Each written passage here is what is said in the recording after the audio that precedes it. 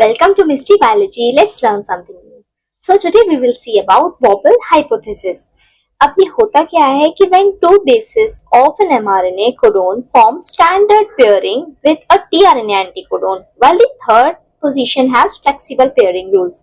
अब इसका मीनिंग देख लेते हैं कि एग्जैक्टली होता क्या है. इसमें बोला गया है कि जो फर्स्ट टू बेसिस होते हैं ना एक mRNA के, वो एक स्टैंडर्ड पेयरिंग करते हैं. Standard pairing in the sense की ये जैसे जी सी के साथ पेयर करता है, ए टी के साथ पेयर कर सकता है या टी ए के साथ पेयर करता है, तो ये एक स्टैंडर्ड पेयरिंग हो गई. बट जो थर्ड पोजीशन होती है ना एक कोडोन में थ्री बेसिस होते हैं, तो जो थर्ड वाला पोजीशन है वो एक नॉन स्टैंडर्ड पेयरिंग भी शो कर सकता है.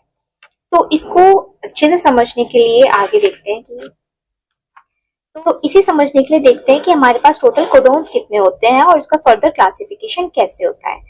तो जो टोटल कोडोन्स है ना वो 64 कोडोन्स होते हैं और इस 64 कोडोन्स में से 61 जो कोड करते हैं वो अमाइनो एसिड को कोड करते हैं और जो 3 कोडोन्स है वो होते हैं फॉर दी स्टॉप कोडोन. अब 61 कोडोन्स जो है अमाइनो एसिड को कोड कर रहे हैं. अब 61 कोडोन मतलब अलग अलग कई सारे कोडोन्स होंगे 61.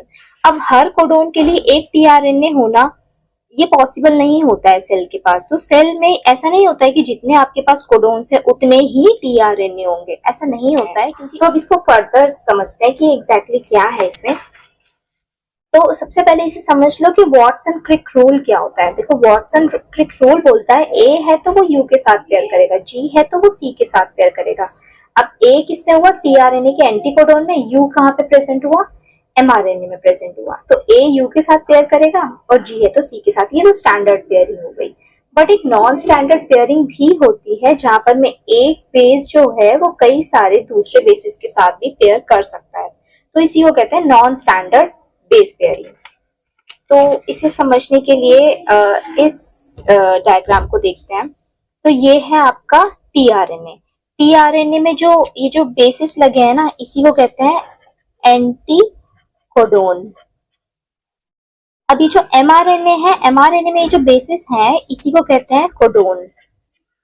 अब होता क्या है ना कि ये जो टीआरएनए में स्पेशली इस पोजीशन पे देखो 5 प्राइम यू पे देखो, तो ये यू क्या कर रहा है, ये यू कर रहा है यहाँ पर में ए के साथ पेयर. ऑब्वियसली यू को ए के साथ पेयर करना चाहिए, बट इसके साथ साथ में यहाँ पर में देखो ये यू जो है ना जी के साथ भी पेयर कर सकता है. मतलब स्टार्टिंग के 2 अगर आप बेसिस से कंपेयर करो तो ये फिक्स है, ये एक स्टैंडर्ड पेयरिंग ही करेंगे. जैसे जी है तो वो सी के साथ ही पेयर करेगा, यहाँ पे भी सी है यहाँ पे भी सी है, तो जी सी के साथ ही पेयर करता है, बिल्कुल ठीक बात है. यू जो है वो ए के साथ पेयर कर रहा है, यहाँ पे भी यू ए के साथ ही पेयर करेगा, तो ये तो स्टैंडर्ड ही करेंगे. लेकिन जो थर्ड पोजीशन है इस साइड पे 5 prime position of anticodon of tRNA और ये थर्ड 3 प्राइम पे जो ये ए है फर्स्ट वाला, ये देखो इस पोजीशन को ही कहते हैं वॉबल पोजीशन. वॉबल पोजीशन क्यों, क्योंकि ना ऐसे मान के चलो कि इसका ना फिक्स नहीं है, ये कहीं भी डोलता रहता है. स्टैंडर्ड भी कर सकता है, नॉन स्टैंडर्ड भी कर सकता है, तो इसी को कहते हैं वॉबल पोजीशन. अब इसके लिए ना ये टेबल दी हुई है. जैसे ए है वो यू के साथ पेयर कर सकता है, जी है वो यू के साथ भी पेयर कर सकता है, सी के साथ भी पेयर कर सकता है, सी है वो जी के साथ पेयर करेगा, यू है तो वो ए के साथ भी करेगा अगेन और जी के साथ भी करेगा. अब इसी तरह आइनोसिन है, आइनोसिन ए के साथ भी कर सकता है, यू के साथ भी कर सकता है एंड सी के साथ भी पेयर कर सकता है. तो आपने देखा कि ये वाला जो पोजीशन है वो एक नॉन स्टैंडर्ड बेस पेयरिंग भी शो करता है. तो इसी को कहते हैं वॉबल हाइपोथेसिस. तो बेसिकली ये वॉबल हाइपोथेसिस कंक्लूड क्या करता है कि हमारे पास ना जितने कोडोन्स हैं उतने टीआरएनए की रिक्वायरमेंट नहीं होती है. मतलब जितने कोडोन्स है मतलब 61 कोडोन्स है हमारे पास, तो 61 टीआरएनए नहीं चाहिए होता है. उससे कम टीआरएनए से भी काम हो जाता है. क्यों, क्योंकि एक ही टीआरएनए कई सारे कोडोन्स को रिकॉग्नाइज कर सकता है.